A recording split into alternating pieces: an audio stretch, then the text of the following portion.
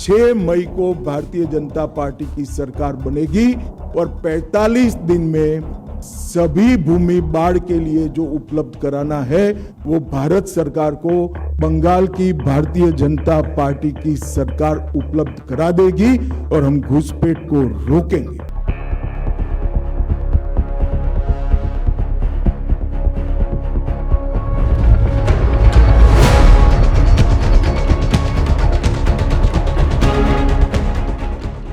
ভোটের মুখে বঙ্গে এসে অনুপ্রবেশ প্রসঙ্গ নিয়ে এভাবেই অভিযোগ করেছিলেন কেন্দ্রীয় স্বরাষ্ট্রমন্ত্রী অমিত শাহ।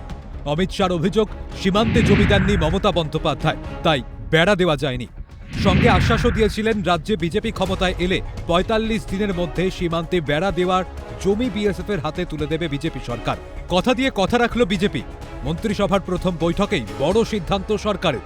সীমান্তে কাঁটাতারের জন্য ৪৫ দিনের মধ্যে বিএসএফকে জমি হস্তান্তর করতে হবে।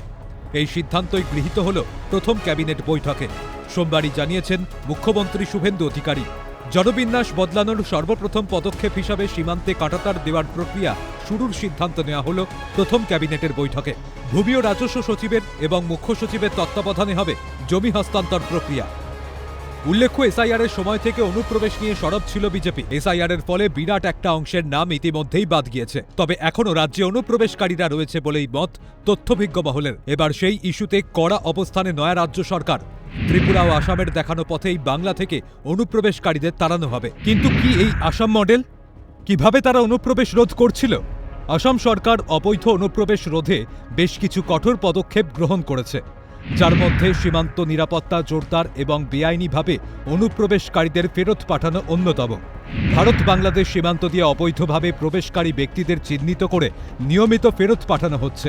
২০২৫ সালের অক্টোবরেই ১৮ জন এবং এর আগে বহু মানুষকে ফেরত পাঠানো হয়েছে। অনুপ্রবেশ রুখতে আসামে আপাতত ১৮ বছরের বেশি বয়সীদের আধার কার্ড ইস্যুতে কড়াকড়ি করা হয়েছে, যাতে ভুয়ো কাগজপত্রের মাধ্যমে নাগরিকত্ব পাওয়ার চেষ্টা বন্ধ করা যায়। মুখ্যমন্ত্রী হেমন্ত বিশ্ব শর্মা জানিয়েছেন, অবৈধ অনুপ্রবেশ ঠেকাতে সীমান্ত এলাকায় বিশেষ নজরদারি এবং কঠোর ব্যবস্থা নেওয়া হয়েছে। পাশাপাশি অবৈধ অনুপ্রবেশকারীদের চিহ্নিত করতে রাজ্য পুলিশ বর্ডার অর্গানাইজেশন কাজ করছে। পাশাপাশি মুখ্যমন্ত্রীর দাবি, মমতা বন্দ্যোপাধ্যায় তুষ্টিকরণের রাজনীতির জন্যই বাংলার এই পরিস্থিতি। के लिए देश के हित के लिए जो काम असम में हुआ है, त्रिपुरा में हुआ है, वो काम बंगाल में पूरा करने का काम बीजेपी सरकार करेगा।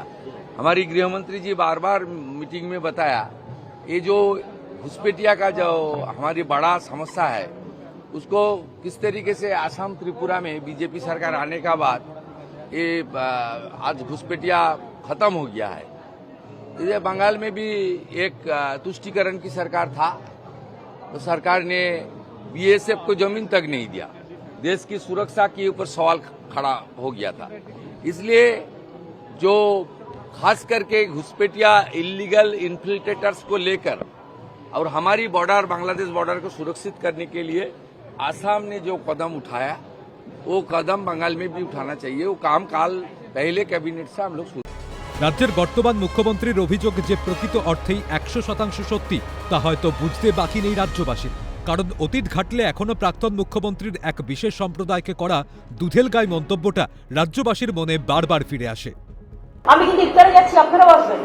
আমি তো মুসলিমদের তোষণ করি, ১০০ বার যাব। যে গরু মুখ দেয় তার লাথি খাওয়া উচিত। আর সে কারণেই হয়তো ২৬-এর নির্বাচনে ঘাড় ধাক্কা খেয়েছে তৃণমূল সরকার।